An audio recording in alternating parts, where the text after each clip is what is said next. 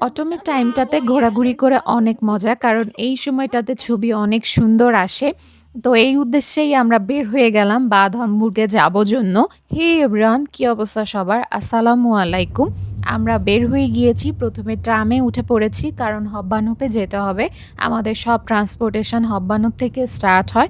তো সেখানেই যাবো আগে। ওখানে গিয়ে ওখান থেকে বাসে উঠে পড়েছি। কারণ এসবানের অল্টারনেটিভ বাস ছিল ওইদিন। এসবান চলছিল না। আমি আর হামাইল বসে পড়েছি। অন্যদিকে হচ্ছে পিয়াস আছে। তো আমরা যে রাস্তা দিয়ে যাচ্ছিলাম, ওই রাস্তাটার ২ পাশে অনেক সুন্দর, সুন্দর মাঠ ছিল। যেটা দেখে না আমার বাংলাদেশের ভাইব আসতেছিল। আমরা যখন ফেরি পার হয়ে রাজবাড়ির ওইদিক দিয়ে যেতাম, তখন রাস্তাটা এরকম ছিল। তো দেখে অনেক ভাল লাগতেছিল আমার কাছে। আমরা চলে এসেছি বাদ-হামবুর্গে অ্যান্ড এখানে এসে বাস থেকে নামার পরেই এত ঠান্ডা, হুট করে এখানে এত ঠান্ডা হয়ে গেছে, আমরা মানে কল্পনাও করতে পারি নাই। আমরা ভেতরে ইনার বা থার্মাল কিছু পরে আসি নাই। এজন্য এসে এত ঠান্ডায় কুঁকড়ায় যাচ্ছিলাম আমরা। তারপরেও তো ঘোরাঘুরি করতে হবে। এইজন্য আর আমরা ফিরে যাই নাই। আমরা ভাবলাম যে না, যখন এসেছি তখন ঘোরাঘুরি করেই যাবো।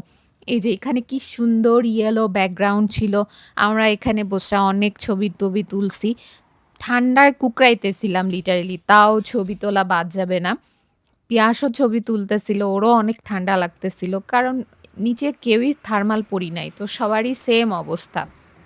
হামাইল ওখানে হাতা-টাতা গুটায় একদম দাঁড়ায় আছে। আমরা আস্তে, আস্তে ওই দূরে যে দেখা যাইতেছে না গোল্ডেন টেম্পল টাইপ, ওখানেই যাচ্ছি। এই যে চলে এসেছি। এটা না থাইল্যান্ডের একটা ভাইব দিচ্ছিল। এটা অ্যাকচুয়ালি একটা চার্চ।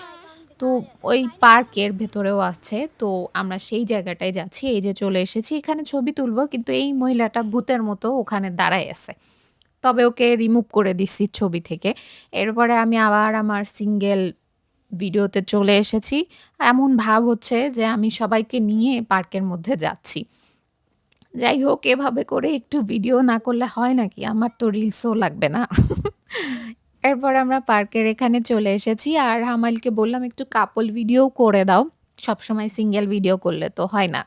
এজন্য একটু কাপল ভিডিওও করে নিলাম। আর হামাইল অনেক সুন্দর ভিডিও বানায় কারণ ও Snapchat করে তাই। এখানে ওর হাত পুরা জমে গেছে। ও ওইটা দেখাচ্ছে যে পুরা শক্ত হয়ে গেছে। আমার বরমশাই ছবিই তুলে যাচ্ছে আর আমরা নিজেরাই ঘুরে বেড়াইতেছি। এই জায়গাটা দেখে হচ্ছে পুরা ক্যালেন্ডারের পিকচারের মতো লাগতেছে। আমরা ছোটবেলায় যখন নতুন বই দিত তখন হচ্ছে এরকম কালারফুল সুন্দর ক্যালেন্ডার খুঁজে বেড়াইতাম মরাট লাগানোর জন্য। সেইরকম একটা ভিউ ছিল। আর আমি এখানে আরো ঘুরে বেড়াচ্ছি। কারা, কারা এমন করেছেন যে নতুন বইয়ের মরাটের জন্য ভালো ক্যালেন্ডার খুঁজে বেড়াইতেন? আমি তো অনেক খুঁজে বেড়াইতাম। এখানে আবার সুন্দর, সুন্দর ছোট, ছোট না মিনিয়েচার জিনিস ছিল। এইটা অ্যাকচুয়ালি এই বাদ-হামবুর্গে কি, কি আছে সেটারই ছোট, ছোট ভার্সন। তো আমরা ওখানে কাছে যেয়ে দেখছিলাম না। কারণ পার্কের মধ্যে অনেক কুত্তা পটি করে রাখছিল। এইজন্য দূর থেকেই দেখছিলাম। এখানে আরেকটা জায়গা ছিল। এটা পুরা একটা কি বলবো? এটা পার্লামেন্ট টাইপ ছিল। কিন্তু এটার মধ্যে না যাওয়া যাচ্ছিল না। কারণ এখানে হচ্ছে পে করে যাইতে হবে।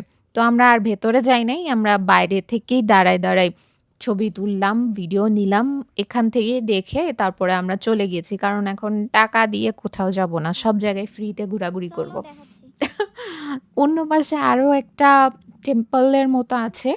থাইল্যান্ডের ওইদিকেই যাচ্ছিলাম। তো ওই পাশে ওই যে দূরে দেখা যাচ্ছে এখানে না আরো ঠান্ডা ছিল। এই যে আমাদের হাতের অবস্থা পুরা শক্ত হয়ে গেছে। একটু মানে ভাঁজ করতে পারতেছি না। এত ঠান্ডা। তো ভাবলাম যে ভাই অনেক হইছে। এখন তাড়াতাড়ি বাসায় যাওয়া লাগবে। আর পারতেছি না। এরপরে আমরা দৌড়াইতেছি তাড়াতাড়ি লিটারেলি যে বাসায় যাওয়া লাগবে, এখান থেকে সরতে হবে। পার্কের মধ্যে আরো ঠান্ডা ছিল। এখানে আরো একটা চার্চ দেখলাম। তবে এখানে হচ্ছে বিয়ের ফাংশন হয়। ওখানে হচ্ছে বিয়ে-টিয়ে হয় এই টাইপ ছিল। এটা ১ম দেখা আমার।